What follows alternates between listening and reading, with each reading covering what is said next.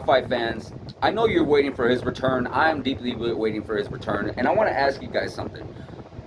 If Conor McGregor doesn't return, and he decides to retire, I would like to know, do you guys consider him a all-time great? Would you consider him an all-time great? After his overall career in the UFC, maybe overall MMA together, all general, would you consider him all-time great, possibly one of the greatest ever? My personal opinion is no. I do consider him a great fighter. Definitely not one of the all-time greats, but definitely a great fighter. I do consider him a by far the pound for pound number one best ever entertainer.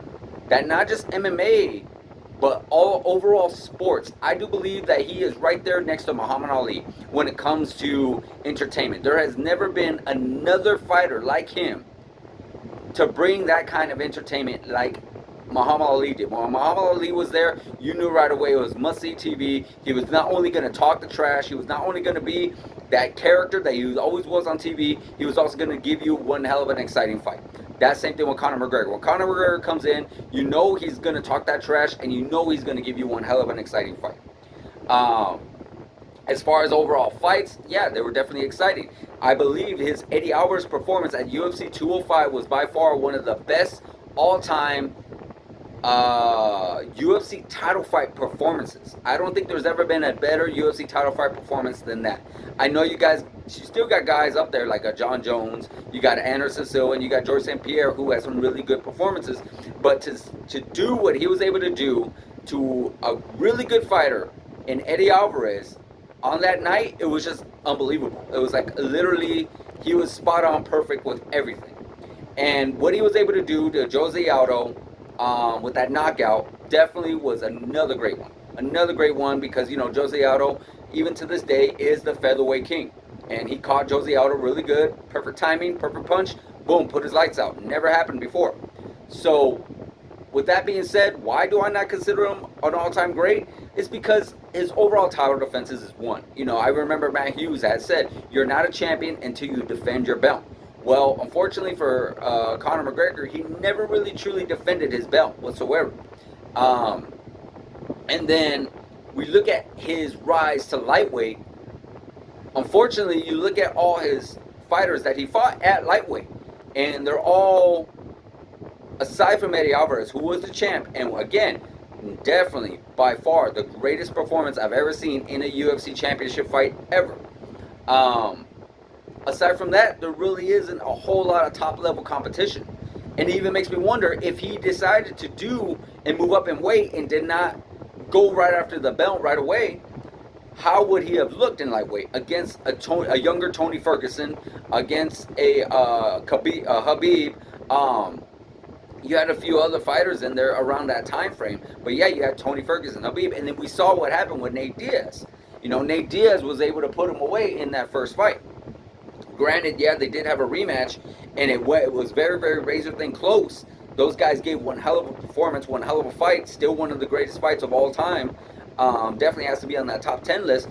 But still, you look at all these other guys, and we're just like, I don't know how he would have really done at lightweight against all these other top contenders. All these other really good fighters that were right there, especially guys like Tony Ferguson and Habib. Habib being that big fight. We saw what happened with him and Habib.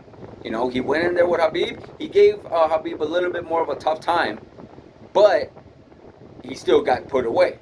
So again, it really makes me wonder how he would have really done if he took his time with there. Now, again, entertainment status, we know what he did. He went against Floyd Mayweather, biggest boxing fight of, second biggest boxing fight of all time.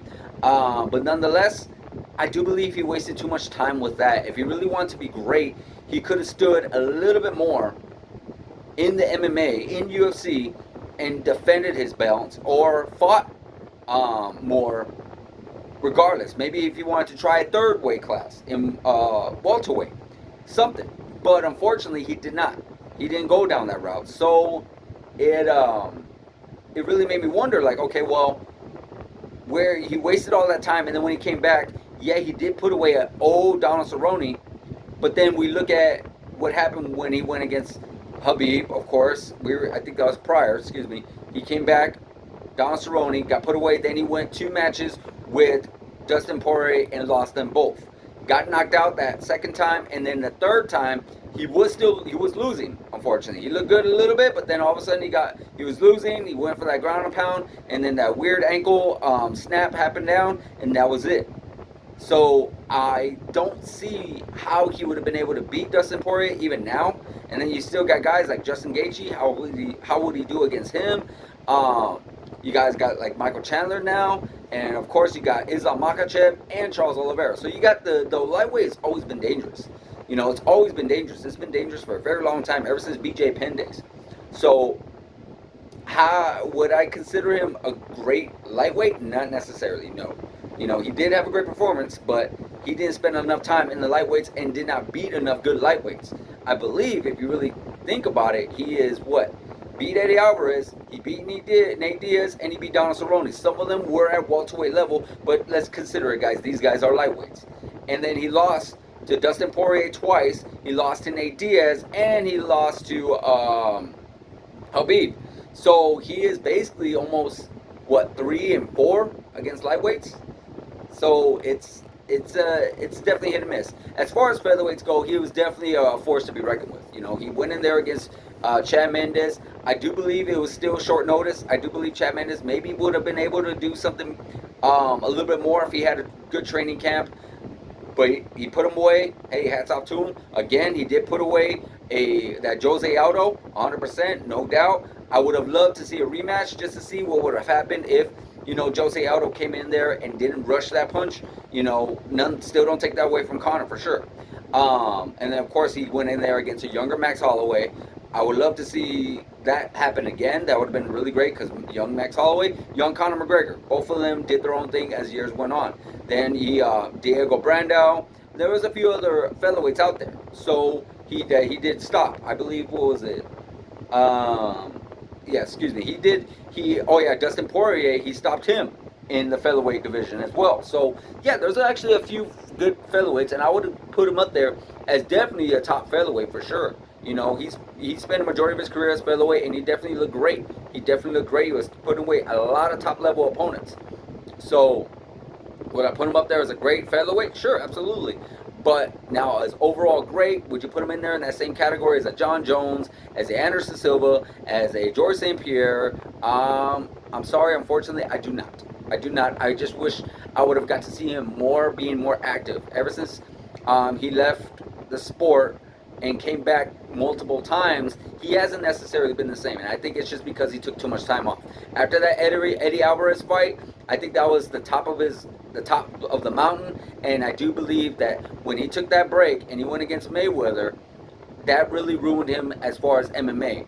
You know, it definitely didn't ruin him as an entertainer, but it definitely did take him away from the MMA. Because MMA evolves quick, guys. It definitely does. You know, the sport creates new stars, new moves, new techniques, and it was just something Conor McGregor took a lot of time off. And he had that right to do so. You know, he was on top of the world. He's making all this money. He made like $100 million to fight Floyd Mayweather. So, you know, hey, why not? But I still, unfortunately, does he have time to do it? Sure. Like, if he goes over there, he comes back with all this massive size that he has, goes into the welterweight division and stops maybe Leon Edwards or Kamaru Usman, then yeah, you can't really deny it. A guy that did 3 times ever, the first time to ever do it, sure. You can also put him on that kind of greatness of all time list, maybe on the top 10, just because of the fact that he did something that no one's ever done, or no one ever could do, which is win both belts and hold both belts in different divisions.